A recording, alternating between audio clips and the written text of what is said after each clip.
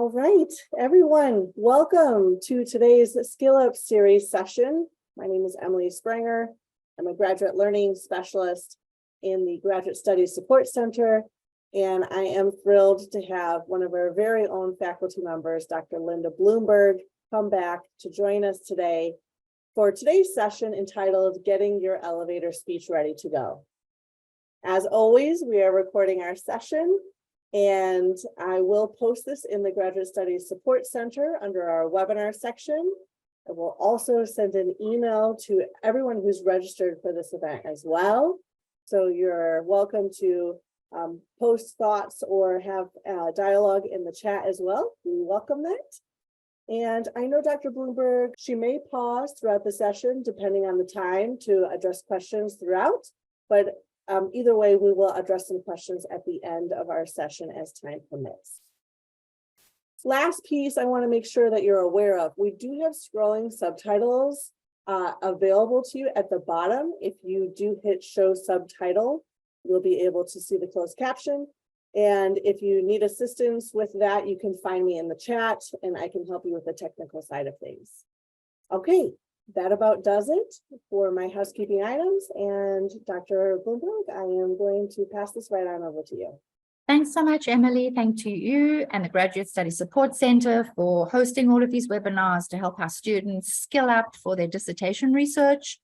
I'm always happy to talk to our students and faculty. A lot of time faculty attend these as well. And I'm always happy to continue the discussion in the Commons afterwards, as we will always tend to do. As you said, I will be stopping at various points along the way for questions and comments. So if you do have any, please put those in the chat. And when I do stop, Emily will read them out and we can address them as a group.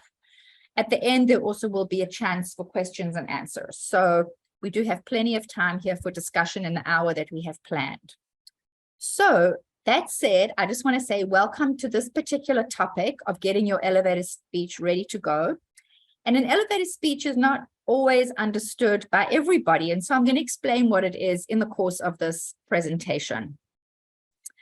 We all know that an elevator is a tight little space that we all get crunched up with a group of other people. Sometimes we're on our own, but sometimes not.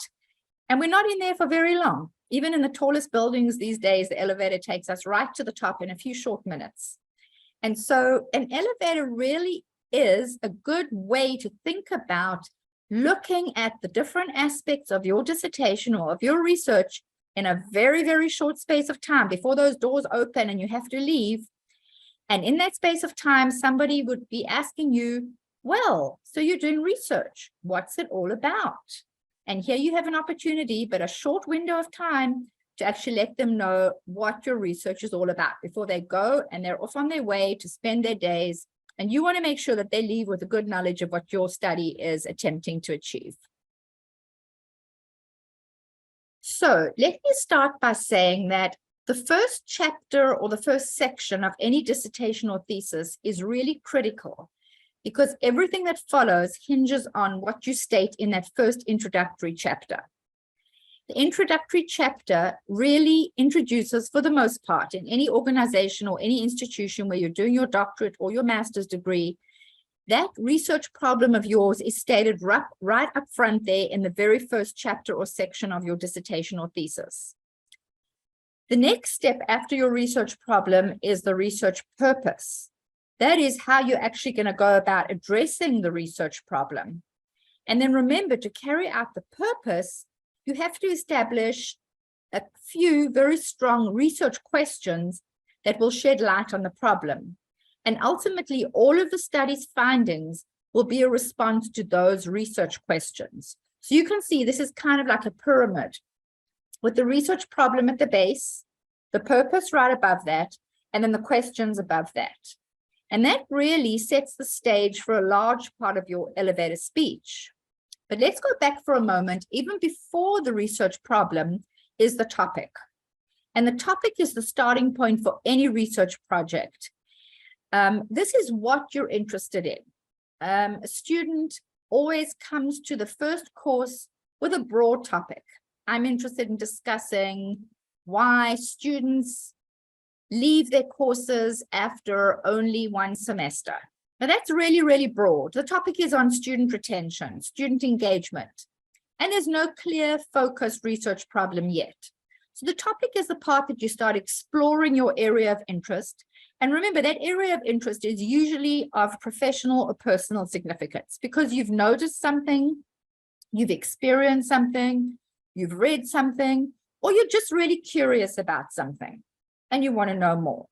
But that is really still too broad to be a specifically defined problem. And so you have to start narrowing down that topic to be much, much more clearly defined and clearly focused.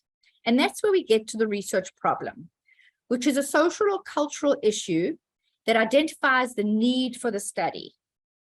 The problem is something that, when addressed, will provide a solution or a result that you're looking for by conducting that study of yours. The purpose is how you will go about addressing the problem, as I said a few minutes ago, and then the research questions will address the purpose and provide an answer to the study's problem. So what I'm trying to get here is the idea of all these interconnected units, starting with the problem, then the purpose, and then the research questions. But there is another really important part, which will be part of your elevated speech. And that is the significance of your study. Sorry, I'm just trying to go back. Okay, sorry, there, okay. So to provide an overview of this elevated speech, a great test of how you understand your research and your problem and your purpose is whether you can clearly articulate it within a short amount of time, being that brief moment that you're in the elevator. You should, in that amount of time, be able to explain what your study is about. And the elevator speech is really your ability to clearly and concisely answer the question, so what is your study about? Which you're going to be getting that question from many, many people in your family, in your work situation, from your professors, from your colleagues, even from friends. What are you trying to research? What is the importance of your study? What are you hoping to achieve?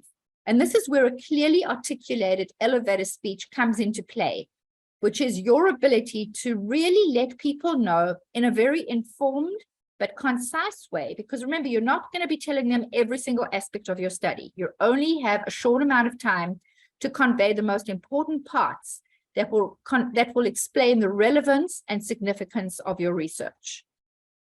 And also, preparing the speech at the proposal stage really helps you gain clarity for yourself about what it is you're seeking to achieve with your study and why. So the elevator speech does not have to be developed halfway through when you're already busy on chapters 2, 3, or sections 2 or 3, but right from the very beginning, when you're trying to help yourself get a grip on what is it that I'm trying to study. And this is where this 1 to 2 page speech, which is your elevator speech, becomes so critically important so that you have a good grip on your study and you can convey it to others in the same way. There are 4 essential components to a good elevator speech. That is the problem, the purpose, the research questions, and then finally the rationale and significance, which conveys the importance or relevance of your study. Remember, no study is worth much if it doesn't contribute to the existing body of knowledge, if it doesn't contribute to making some change in some way to practice or theory or policy. Remember, any research is conducted with the goal of making a change, whether it's a small change, a large change, a community change, an individual change, or even a societal change. We want our research to bring about some change in some way, even if it's just new knowledge and new information that makes people think or perceive a situation differently. So that is the goal of research, to bring about some sort of change that will benefit society or your community or your family or you or your career in a meaningful way. Okay, I'm going to stop there before we go more into depth on the research problem. And I've given you a short amount of a brief amount of information in a very brief amount of time. And so I'm going to stop now for some questions if there are any. For now, I think we're perfectly fine to move forward, Dr. Bloomberg. Okay, perfect. Remember to keep your questions coming. Anything that pops into your mind as I move forward. I will address it the next time that I stop.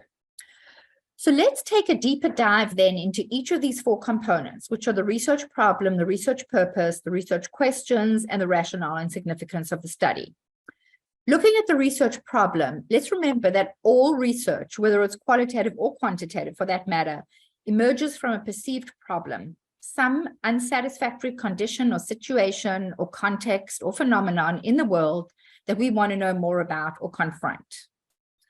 The source of research is around a scholarly debate, a pressing social issue, or some kind of workplace phenomenon that we want to better understand or explore. And you will need to clearly describe and document the research problem that prompted your reason for the study. Why are you choosing a particular problem? How did you come to that problem based on your broader topic area? Remember, PhD PhD research has as its focus a contribution to theory, whereas EDD research focuses on addressing a researchable problem that has practical application and real-world implications beyond theoretical implications. So those are the 2 differences that you should also be aware of when you're stating your research problem. Are you going to focus on contributing to a body of knowledge and theory, or are you going to focus on contributing to practice and real-world application? Something I write about in my book and I find really useful in developing a problem statement, is to put yourself or your research through what I call the ROC test, ROC. So in seeking to evaluate a researchable or a potentially researchable problem, you should determine whether your problem statement would pass the ROC test. And in that regard, your problem statement should be, your problem should be researchable, that's the R, should be feasible and doable. Secondly, it should be original. And third, it should be contributory. I just want to go to the number 2, the original. Research can be replicated, and that is perfectly acceptable. However, remember, every single research study will be unique because the context in which you're conducting your research, whether it's your particular organization or institution or a particular community, or even the time frame that you're conducting it, makes it very unique. So even though you may be looking at a research problem that has been researched by others previously, there are so many factors that make it very different to all the other studies that have taken place up until this point. So let's just go back a moment then to the feasibility. Is the topic or the research problem feasible? In other words, is it going to be something that could be studied?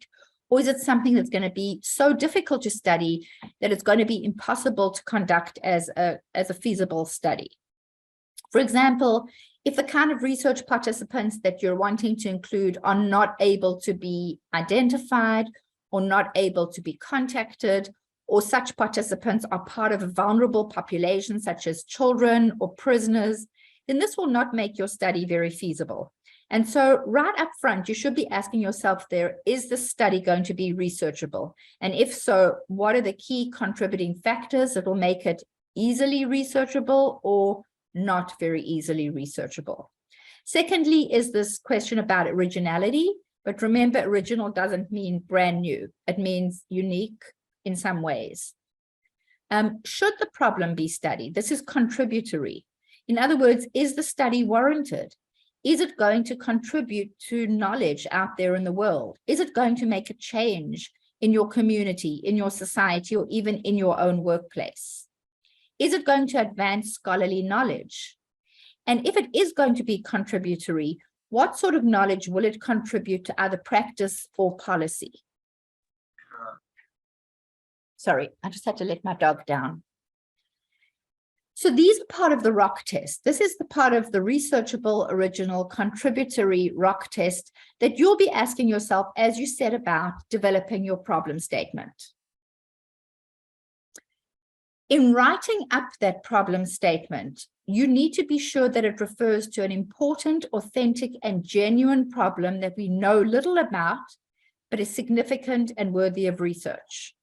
Remember, qualitative research emerges from a perceived problem, which is some unsatisfactory situation or condition that you seek to explore or examine.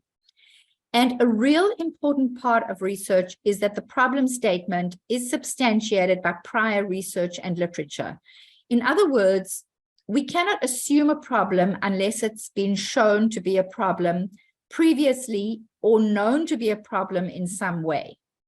Because in most dissertations, your dissertation chair will require that you add some citations, or at least one citation that substantiates your research problem.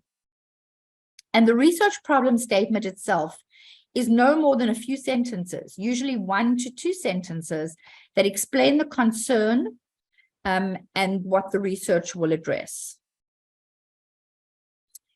In my book, Table 6.1 is a problem statement development template that explains in a stepwise fashion how to go about actually crafting a research problem. One would talk about the specific research problem with citations about how it has been identified as a problem. One would also include who is affected or impacted by the problem, and what are the implications or consequences of not addressing that problem. In the book, I go into far more detail about how to actually use the template and how to set up your problem statement. But the basics of it are these 3 steps. So in developing your problem, there are certain questions that you'd be asking yourself. The most important one being, why is this a problem? Because this is what people are going to be asking you. And the first part of your elevator speech is going to be addressing why this problem? What is the problem that I'm choosing to look at? And remember, the fact that there's little or no literature or research on a problem is not the problem. The problem is a real world problem out there in society, which is the reason for you conducting your research. One does not conduct research because there's no literature on a problem.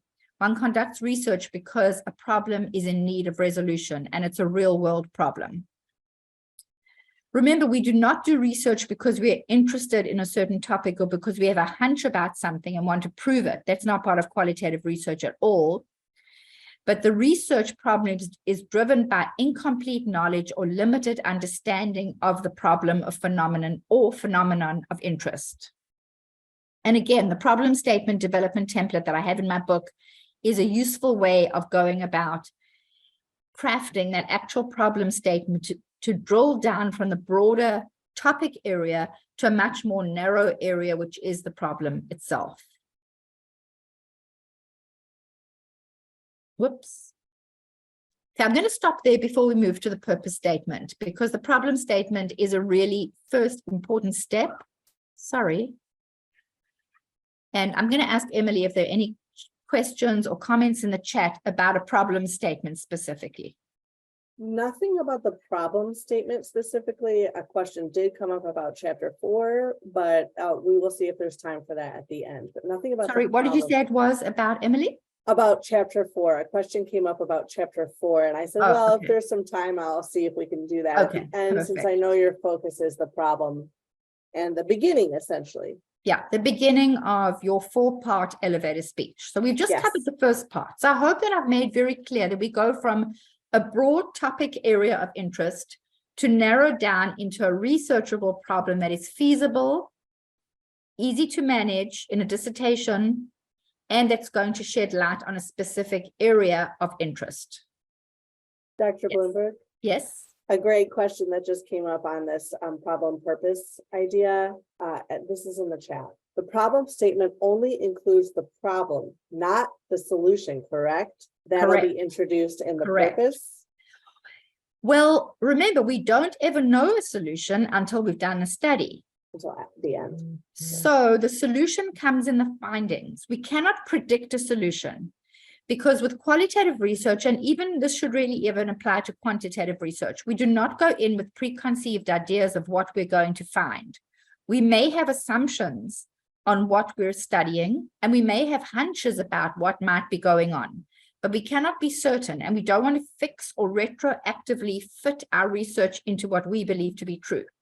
So we really go into a research study, any research study, with an open mind, willing to accept whatever the data tells us without being manipulated. So we cannot talk about solutions at this stage.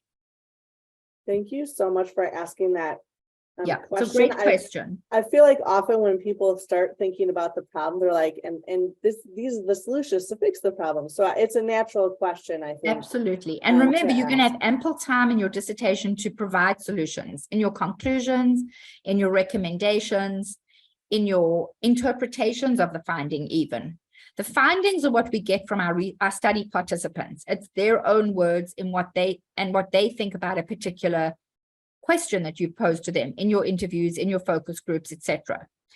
Once we have all that data, after you've transcribed all the information, that is when you have to look at it with an open mind and say, what does this data really mean? And that's where your own thinking as a human being and as a researcher come in. You have to try and develop themes and codes to analyze that data.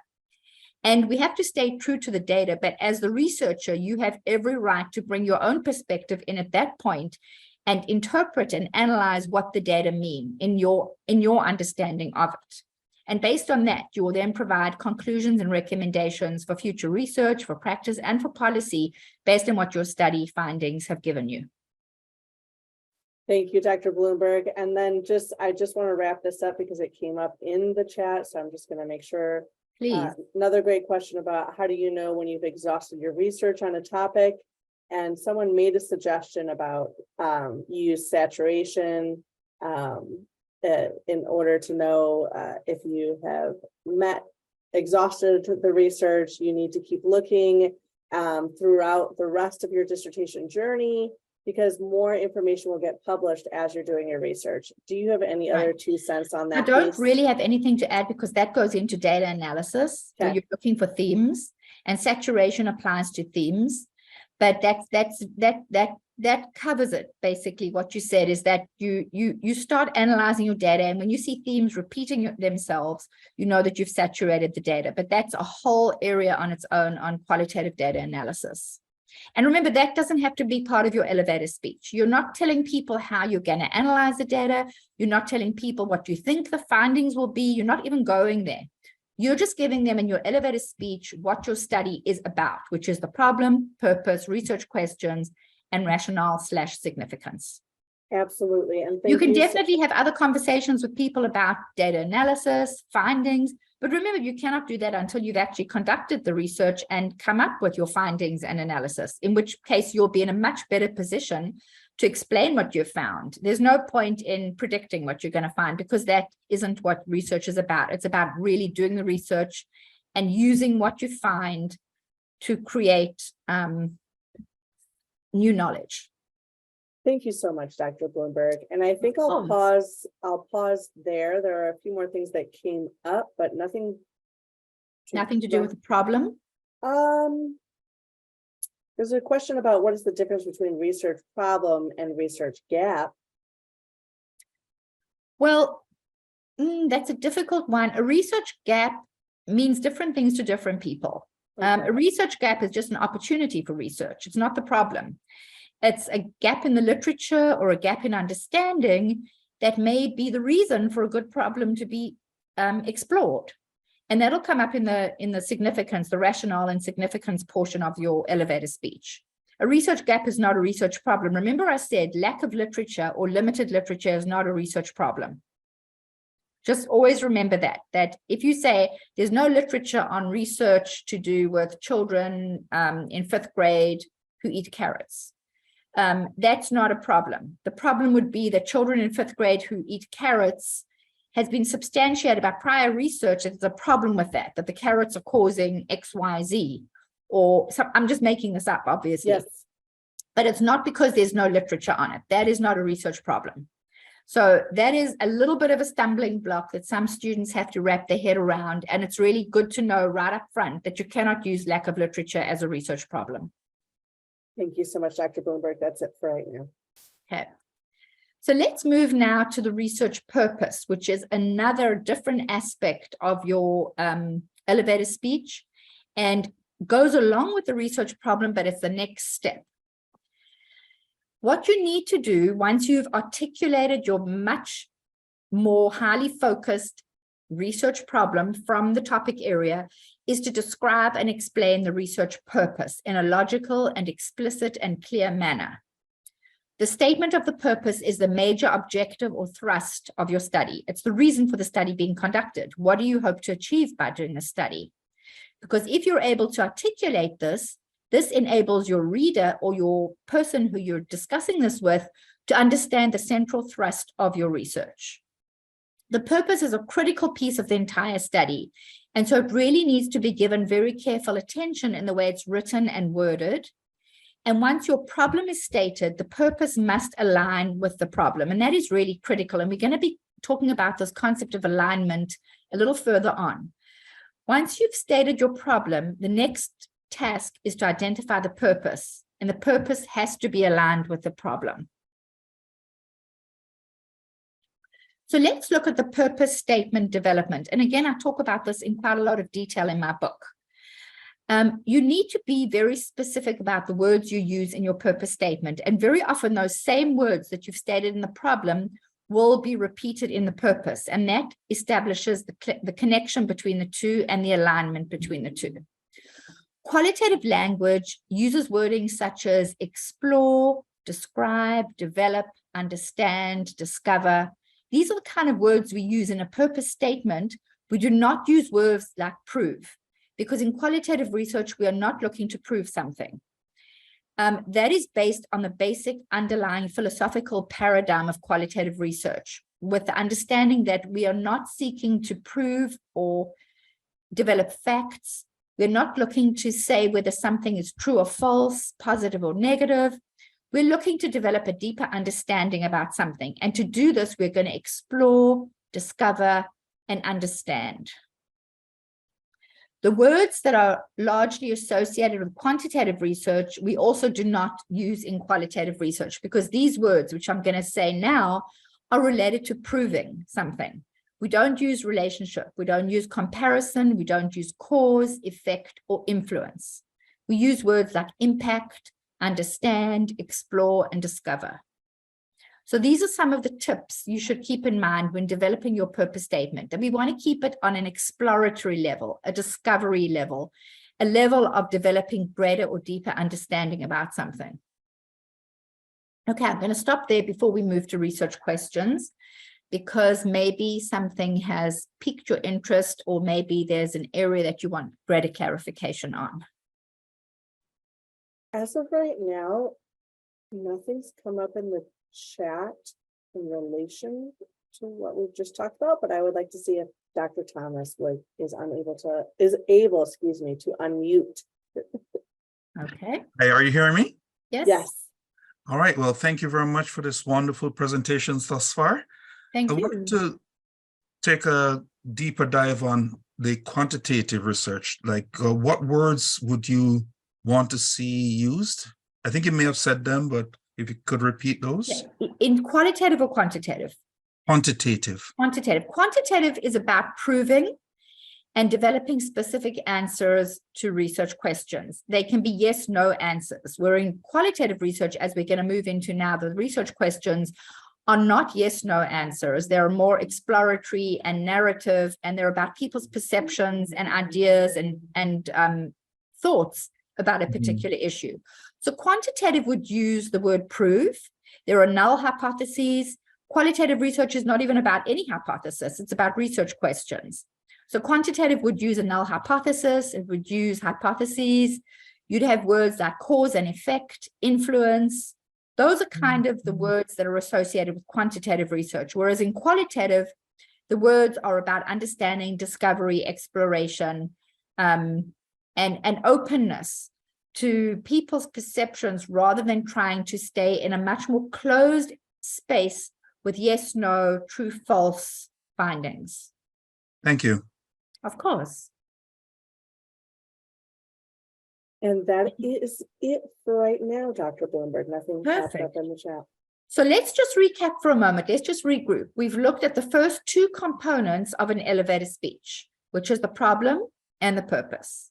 And remember, the problem came from a broad topic area and was narrowed down into something much more specific that can be addressed by the ROC test: researchable, original, and contributory. The purpose statement came next, and that is based on the problem. can only be developed once your problem has been articulated. You cannot develop the purpose and then the problem. It has to be the problem and then the purpose. And these two statements must be in alignment with each other, which means that the same sort of wording that is used in the problem are repeated in the purpose. In fact, I often say to my students, take a highlighter and highlight the words in your problem that you want to mention again in your purpose. And if you're able to do that, you've achieved some form of alignment. Let's move now to the third component of your elevator speech, which are the research questions.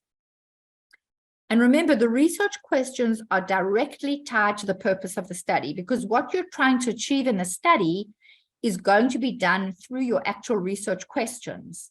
But I'm going to get to something in a moment which says that the research questions are not the same as interview questions. So just hold that thought in your mind, but I'm going to be looking at that on a particular slide, because this is often the source of great confusion, especially with students at the very beginning of their process.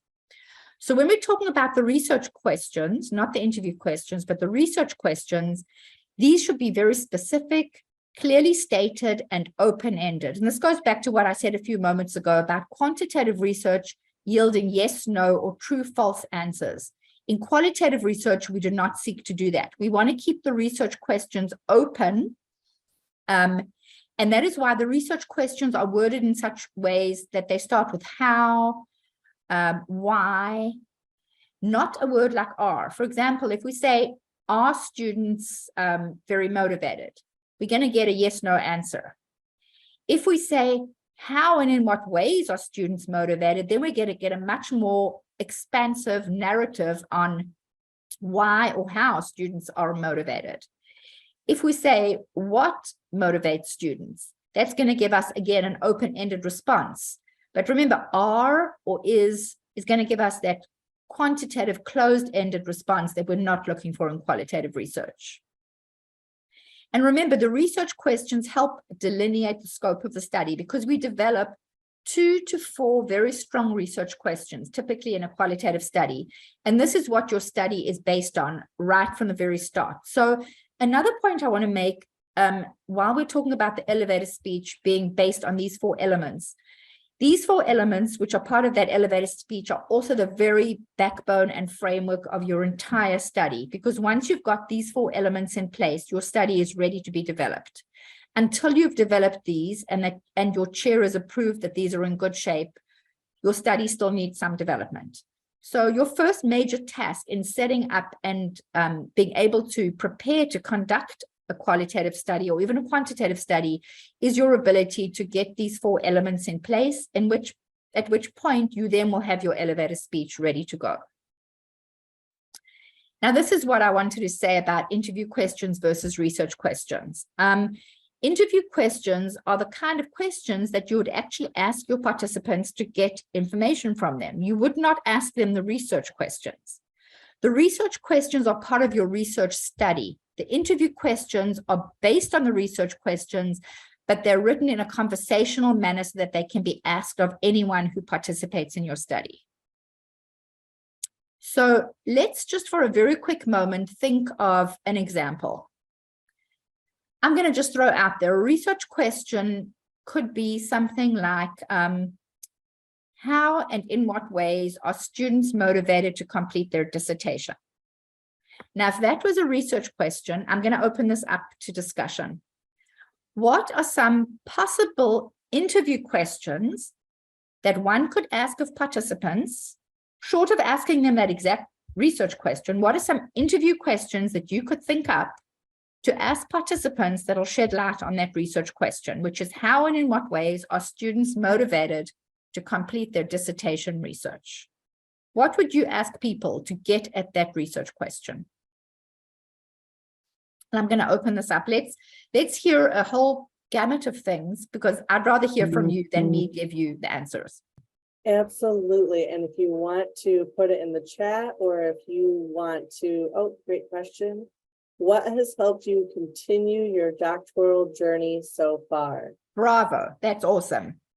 That is a great question. So that enables the person to explain what it is that helped them in their own words. It's not going to give you a yes, no answer. It's not going to give you a short 2-word answer. It's going to give that person an opportunity to really explain what helped them, what motivated them to continue with their research. And that would give you an answer to that particular research question, which is driving the study. Another one was, what steps do you take to do X, Y, Z? Excellent. So you're asking people to give some idea of their process in completing. What steps would you take to be successful? What steps would you take to complete chapter 1? What steps might you take to complete your proposal? What steps do you think you should take to really finish that dissertation and defend it? So there's so many different questions you could ask to get at their motivation. What about, you mentioned some of the questions that you would use would it be what, but what about asking students their why? Absolutely. The why, the how to, the what. What could you do to remain motivated? What stands in your way of being motivated? What have been the biggest barriers to success in completing your dissertation? What supports could be put in place to help you complete? Can you see how you can come at this from so many different angles and get people's perceptions and rich ideas? Because that is those are the findings of qualitative research, people's ideas. Your research participants' voice is your finding. Their voice is what you're seeking to base your study's findings on. Another one was, what helps you to focus on your research? Wonderful. Another good one would be, how do you overcome writer's block? Because that's obviously a large piece of writing the dissertation. Right. So you can see how many different questions you could ask in an interview to address that one research question. You could ask a number of different interview questions that would not be exactly the same as that research question, that would give you the answer to that research question. Do you see what I mean? How the research question is like an academic question that you're using to base your research on. And it's a very important part of your study's basis and foundation, along with the problem and purpose. But it's not the same as what you'd actually ask people. You don't even have to use the word motivation always. You could ask, what stood in your way? What helped you? What hindered you? What supports did you have? What supports you wish you had? You could use the word motivation. What motivates you? But you don't even have to use that exact same word that is in your research question. Another one that came up, Dr. Bloomberg, is, how do you handle time management? Absolutely, because time management is all part of motivation. If you can stay on track, you're much more likely to be motivated and to continue to succeed. It's when you fall off the tracks and you get behind and things become disorganized. Here's another question. What helped you keep organized with all of your research and all of your paraphernalia and all of the documents and books and articles that you're reading? What helped you stay on track? What throws you off track? Right. Who are the people that help you stay motivated? And why? The why part is so important. The why part is often a follow-up to any research question. What helps you stay on track and why? What stands in your way? Why? For example, if a person says to what stands in your way, it could be, my full-time job is so demanding and I also have a lot of family commitments. And then you could probe a little deeper. So why does that stand in your way? And the person can then go on to explain, because I have to be there for my family. I have to commit to a 9-to-5 job. I don't have a lot of time at my disposal. I find my studies very stressful and there's not enough time in the day to do that and my full-time job, or that and take care of my family. So you can see how prompts can also help with interview questions, getting deeper into addressing the actual research question. And Dr. Bloomberg, I do want to ask this because it's very timely. Rosa mentioned, should interview questions be exactly the same for everyone that you interview? Yes, you have to, for purposes of equity and credibility, ask the same interview questions of everybody. But remember, based on people's answers, your prompts can be different. So not everyone's going to give the exact same answer. And you can follow up on that with a why, or can you explain more? And some people you won't even give that prompt to. They may have explained it already in sufficient detail. There's no reason to prompt anything further. but your actual interview schedule is something that you're going to have to get approval from the IRB to begin your study anyway. So you have to have a field-tested interview if you're going to be doing an interview ahead of time, and everybody in your study gets asked the same questions, because it wouldn't be fair to ask people different questions, especially if you're trying to answer the same research question. Thank you. Thank you. So I think is there anything else? Because that was it for the suggestions. Okay. I'm really glad that we had this discussion on interview questions as opposed to research questions, because as you can see, interview questions can go on into many different avenues and still be related to that same one research question. And that's the beauty of qualitative research. There are so many different ways of asking questions. And remember, you may ask a question to a research participant and they may not really fully understand it. So you can ask it in a slightly different way. That is acceptable, because we want it to be manageable and understandable for everybody. And somebody may not get your research question, and so you'd word it slightly differently, or you'd explain it further. And that is perfectly acceptable. So let's just say this. We have, let me just finish off on the research questions, and then we're going to regroup, because I see we're running a little short on time and I don't want to be able to not finish. So I just want to read a quote from my book here, from page 192 to 193, which explains the function of research questions. And I really probably have already explained this, but I'm just going to read this off so you have it as well. In the end, qualitative questions must draw the reader into the research with a focus on the significance of the research problem and purpose, and at the same time function as lenses that are directed outward by the researcher to capture the nuances of the lives, experiences, and perspectives of others. So that really is the function of the research questions in any study. And in my book, again, I talk about research question development, with questions being clear, focused, concise, and complex. Clear means a lack of ambiguity. You want to be as clear as possible in your research question. You can ask your interview questions in different ways, but your research questions need to be very, very clearly stated and very, very clearly understood by anybody who would read them. They should be focused very narrowly on the direction of your research. They should be concise, just a single question, a single sentence, no more than one sentence per research question. And they should be, in a way, complex. Even though they're clear, focused, and concise, that doesn't mean that they're simplistic.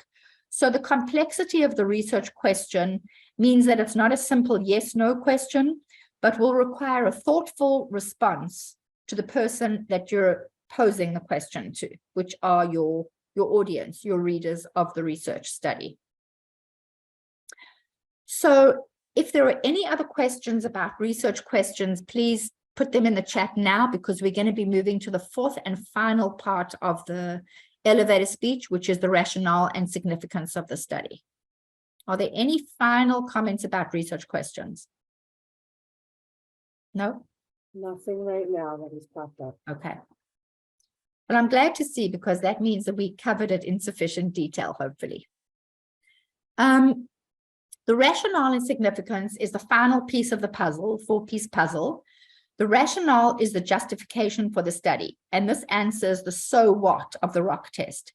Is the research feasible? Is it original? Is it contributory? That's the rationale. The significance relates to the benefits that could be derived from doing the study, and addresses the question that people may ask you, so what is the point of your study? What difference does it make? And you really need to be able to articulate what the real significance of your study is. What will happen if the problem is not addressed or resolved? What may occur if the problem is not addressed or resolved? Who could suffer as a result? And really, what value does the study bring? That really is the significance of the study. What value does it bring? What new knowledge will your study bring about? What changes may come about as a result of you conducting the study? Even if it's small, it doesn't have to be earth-shattering or groundbreaking, but who will benefit? Whose lives may change as a result? What practice may change as a result? What policies could possibly change as a result? And remember, every research needs to carry some value, because otherwise there really is no point to that research, and people will continue to ask, so what? Why did it matter that you did that study? And you want to have a good answer at hand. You want to be able to leave with like that punch, that like, yes, this is what I'm hoping to achieve. This is the value that I'm going to bring about, hopefully, by doing this research. So let's, just before we go to alignment, let's just answer any questions about rationale and significance, if there are any. When you are discussing the rationale and significance piece, generally, when is this discussed throughout the dissertation process? This is really discussed in the first chapter, or if it's a PhD, or the first section, if it's an EDD of your research. But remember, it's the fourth component of your elevator speech. So if somebody in that elevator at ground level says to you, "Hi, you're doing a dissertation. Tell me about it. What's it about? What are you studying? That's great. Tell me a little bit more about it." Whatever question, you need to know that by the time you reach that 6th floor, you will have given them 4 brief components: problem, purpose, research questions, rationale / significance. And you can do it in a short amount of time. Now, obviously, if you have longer and you're sitting at a dinner, or you're sitting in a restaurant, or you're on a bus, you'll have longer to explain. But you need to plan for your shortest possible time, because you don't want the person to get off that elevator and not know the rationale and significance. You don't want them to get off and only know the problem, because then they don't know the problem, the purpose, the research questions, and what value your study could bring.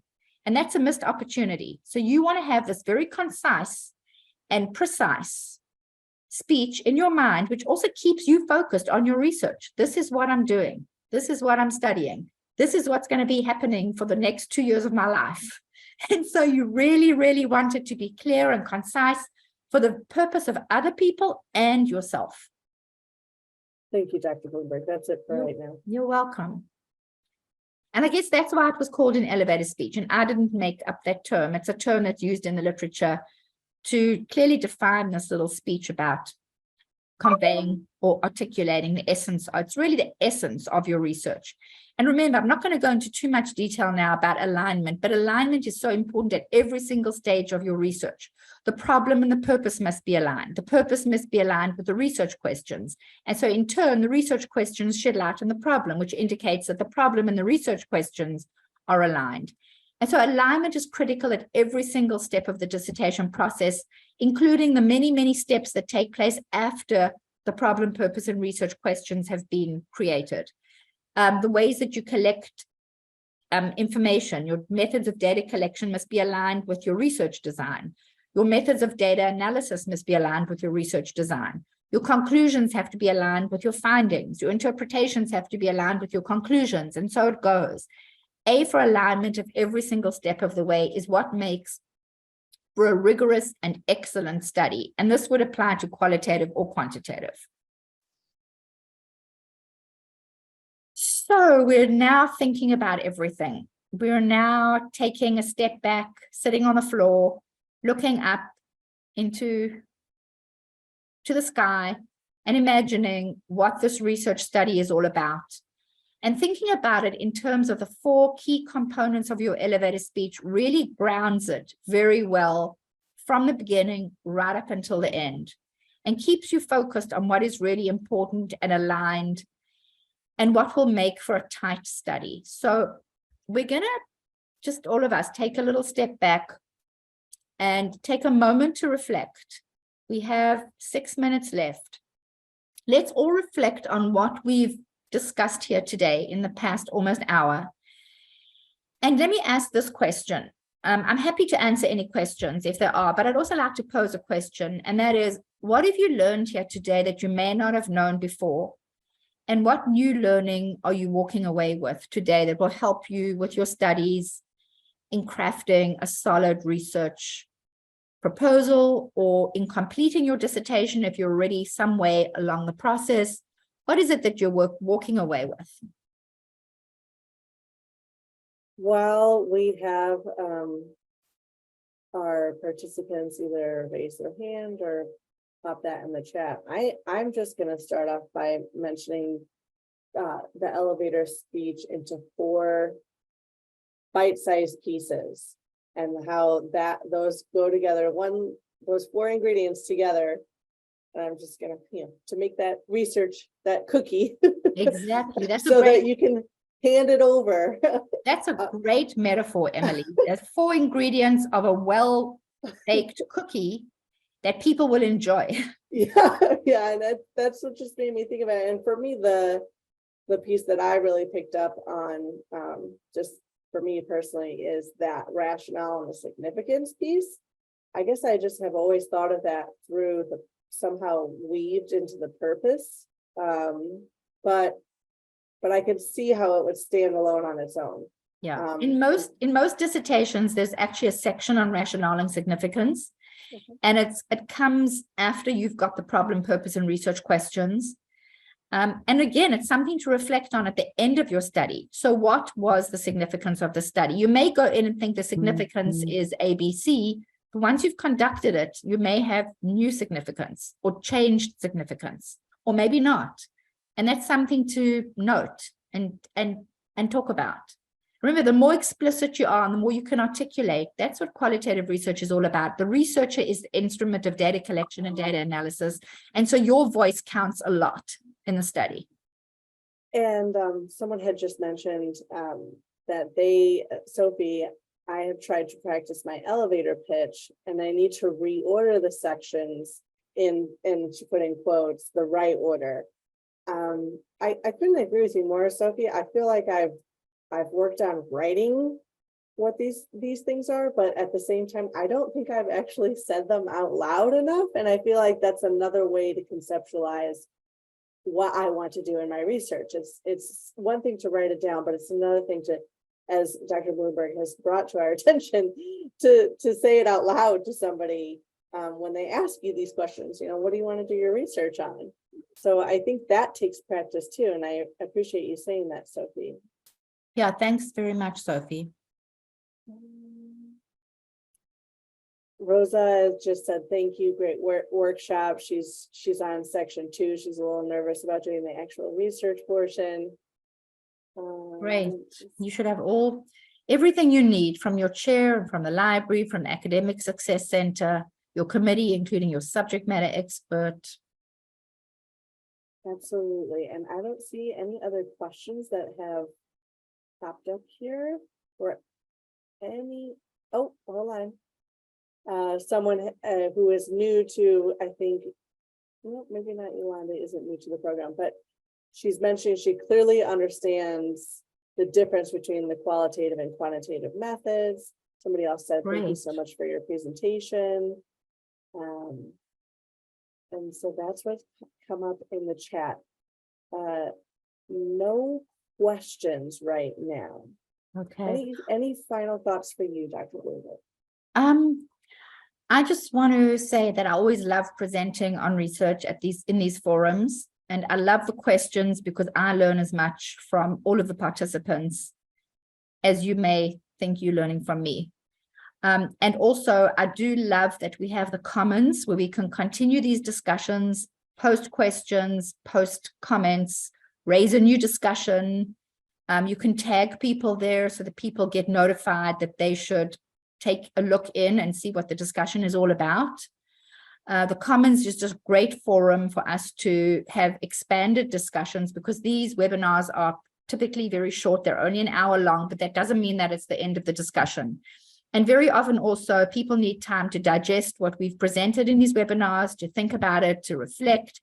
And sometimes the next day or a couple of days later, a new question may arise.